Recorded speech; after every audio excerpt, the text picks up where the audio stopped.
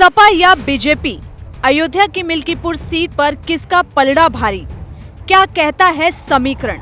उत्तर प्रदेश की मिल्कीपुर विधानसभा सीट पर उपचुनाव का घमासान अब तेज होता जा रहा है।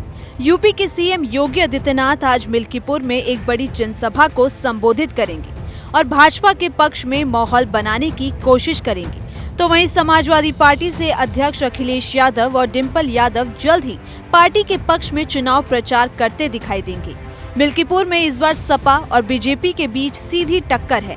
ऐसे में तमाम सियासी पंडित इसे लेकर चर्चा कर रहे हैं कि दोनों में किसका पलड़ा आखिर भारी पड़ेगा। मिल्कीपुर सीट बीजेपी और समाजवादी पार्टी के लिए नाक का सवाल बन गई है। बीजेपी इस सीट पर चुनाव जीतकर लोकसभा चुनाव में मिली हार का बदला लेने के इरादे से मैदान में है। तो वहीं अवधेश प्रसाद के इस्तीफे के बाद खाली हुई ये सीट सपा के लिए भी काफी अहम है।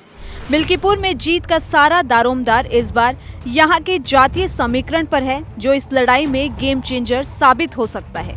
वहीं आंकड़ों के मुताबिक मिल्कीपुर में करीब 3.5 लाख मतदाता हैं। इनमें दलित और ओबीसी समाज के मतदाता खासा प्रभाव रखते हैं। यहाँ पासी और पिछड़े वर्ग में यादवों की संख्या सबसे ज्यादा है। दलित और पिछड़े के साथ यहाँ मुस्लिम मतदाता भी निर्णायक संख्या में है। ऐसे में सपा पीडीए फॉर्मूले के सहारे दम भर रही है। लोकसभा चुनाव में सपा को इसका फायदा भी मिला था और बड़ी संख्या में दलित व पिछड़े समुदाय के लोग सपा के साथ जुड़े थे।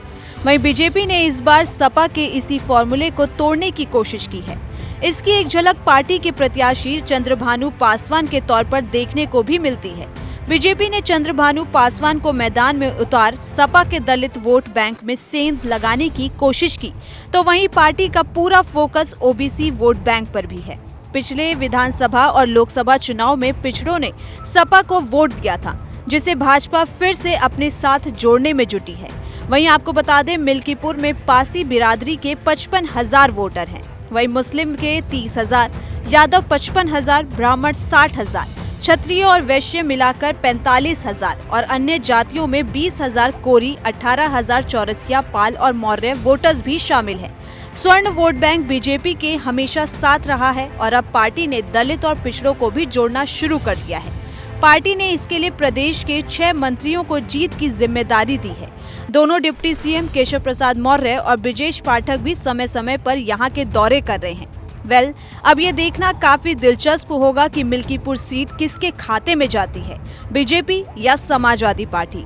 आपकी इस पर क्या राय है, कमेंट करके हमें जरूर बताएं। और इसी तरह की देश और दुनिया की तमाम बड़ी खबरों के लिए देखते रहिए लीडिंग भारत टीवी।